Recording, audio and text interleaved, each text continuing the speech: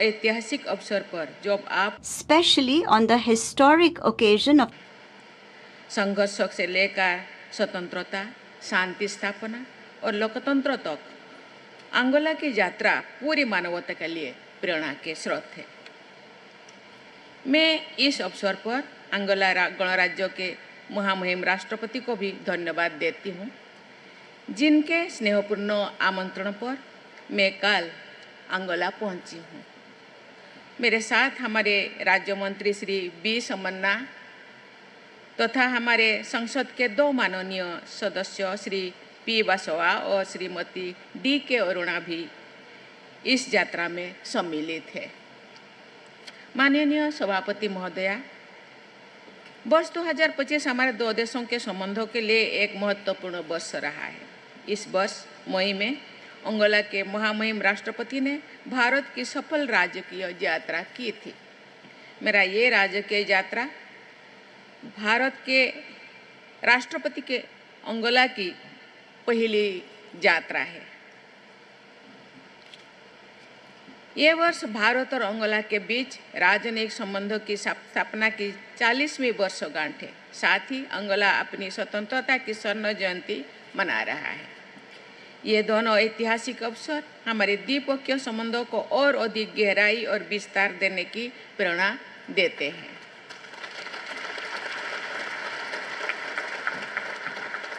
माननीय सभापति महोदया, आदरणीय सदस्यगण, मैं आप सभी को स्वतंत्रता की 50वीं वर्षगांठ पर 140 करोड़ भारतीयों की ओर से हार्दिक बधाई देती हूँ।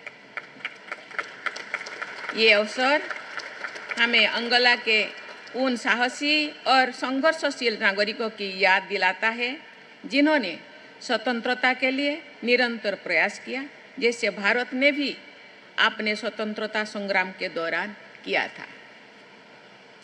पिछले कुछ वर्षों में अंगोला ने इंफ्रास्ट्रक्चर और गवर्नेंस को सुदृढ़ करने और कृषि, ऊर्जा और पर्यटन जैसे क्षेत्रों में निवेश को प्रोत्साहित करने में उल्लेखनीय प्रगति की है। अंगोला अफ्रीका के आर्थिक प्रगति की कहानी है, एक प्रमुख भागीदारी के रूप में उभर रहा है। हम अंगोला की इस यात्रा की सराहना करते हैं, जो इनोवेशन, सस्टेनेबल डेवलपमेंट और इंक्लूसिव ग्रोथ के प्रति उसकी प्रतिबद्धता को दर्शाती है। माननीय सभापति महोदया, भारत और अंगोला के बीच संबंध परस्पर विश्वास, सम्मान, साझा मूल्यों और आर्थिक एवं सामाजिक विकास पर आधारित है। भारत ने अंगोला के स्वतंत्रता संग्राम के दौरान एंटी कॉलोनियल प्रयास में निरंतर समर्थन दिया था। आज हमारे संबंध बहुआयामी है। हम विभिन्न अंतर्राष्ट्रीय मंचों पर करीबी भागीदार हैं और इंडिया अफ्रीका फोरम समिट के फ्रेमवर्क के तहत भी मिलकर कार्य करते हैं।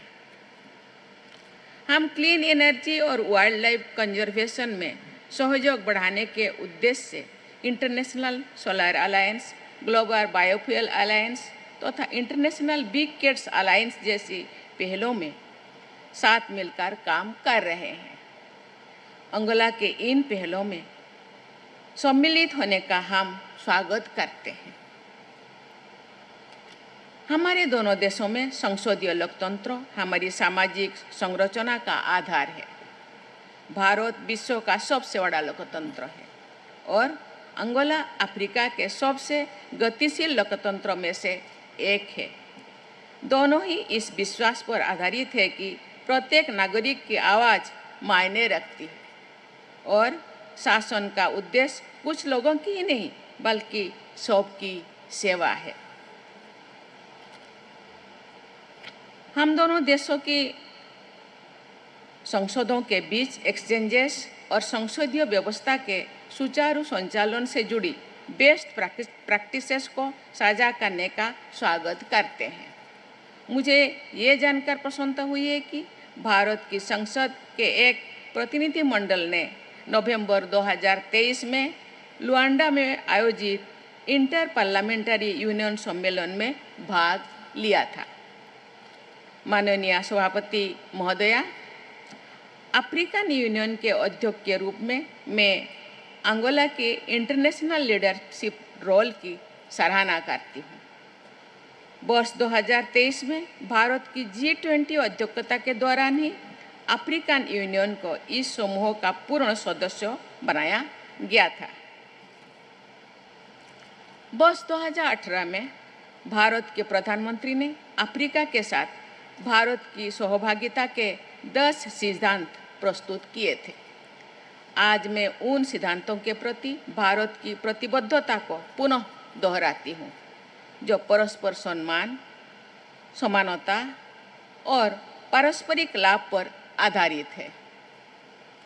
माननीय सभापति महोदया, व्यापार और आर्थिक सहयोग हमारे द्विपक्षीय संबंधों का एक महत्वपूर्ण स्तंभ है। ऊर्जा के क्षेत्र में हमारी भागीदारी हमारी आर्थिक संबंधों को निरंतर सशक्त बना रही है, किंतु इसके साथ ही डिजिटल टेक्नोलॉजी, रक्षा, कृषि और फूड प्रोसेसिंग जैसे अनेक नए क्षेत्रों में सहयोग के व्यापक अवसर मौजूद हैं।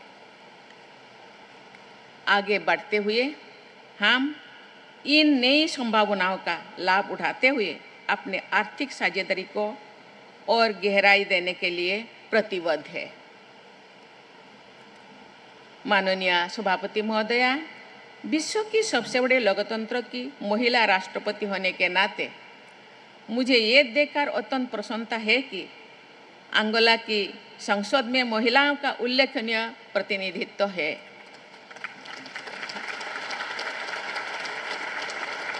संसद के 39% से अधिक सदस्य महिलाएं हैं। ये जेंडर इक्वलिटी और इंक्लूसिव गवर्नेंस का प्रेरणादायक उदाहरण है।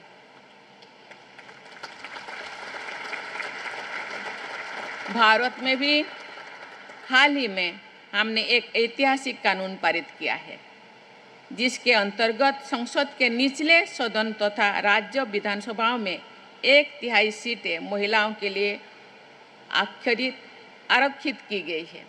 हमें विश्वास है कि ये कदम निर्णय प्रक्रिया में महिलाओं की भागीदारी को और सशक्त करेगा तथा अधिक न्यायसंगत एवं प्रगतिशील शासन व्यवस्था को प्रोत्साहित करेगा। मेरा मानना है कि लोकतंत्र तो सार्थक होता है जब उसका लाभ समाज के हर व्यक्ति तक पहुँचे। भारत के अनुभव ने सिखाया है कि जब निर्णय और संसाधन स्थानीय स्तर तक पहुंचते हैं तो विकास स्थायी होता है। हमारे गांव की पंचायती राज व्यवस्था और नगर पालिकाओं ने नागरिकों को अपनी नियति स्वयं गढ़ने की शक्ति दी है। ग्रासरूट्स डेमोक्रेसी ने करोड़ों लोगों को गरीबी से ऊपर उठाया, शिक्षा और स्वास्थ्य तक पहुंच बढ़ाया और ग्रामीण क्षेत्रों में आर्थिक गतिविधि को प्रोत्साहित किया। अंगोला के स्थानीय शासन को सशक्त करने की पहल भी इसी विचार से मेल खाती है। भारत में डिजिटल इंडिया अभियान ने ये सिद्ध किया है कि टेक्नोलॉजी केवल सुविधा नहीं बल्कि समानता का साधन है। भारत डिजिटल पब्लिक इंफ्रास्ट्रक्चर, आधार, यूपीआई पेमेंट सिस्टम्स और ई-गवर्नेंस में अपने अनुभवों को आपके साथ साझा करने के लिए तत्पर है।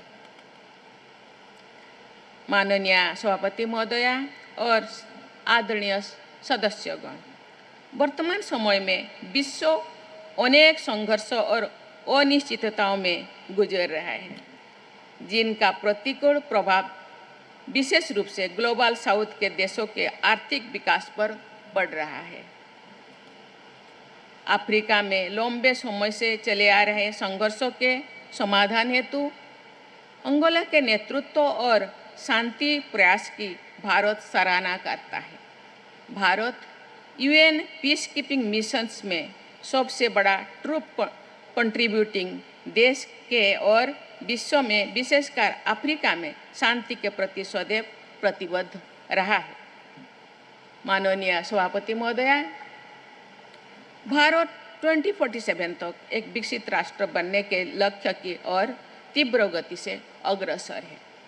हमारी प्राचीन फिलोसफी की भावना वसुधैव कुटुंबकम अर्थात विश्व एक परिवार हमारे अंतर्राष्ट्रीय सहयोग का मार्गदर्शक सिद्धांत बने रहेगी। आइए हम शांति, समृद्धि और विकास के लिए सहभागी बने।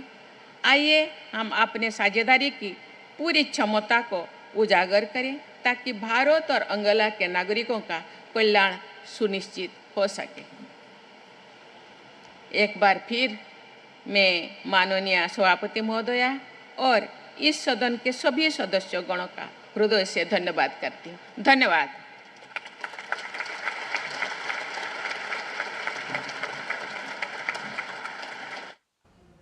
Yes,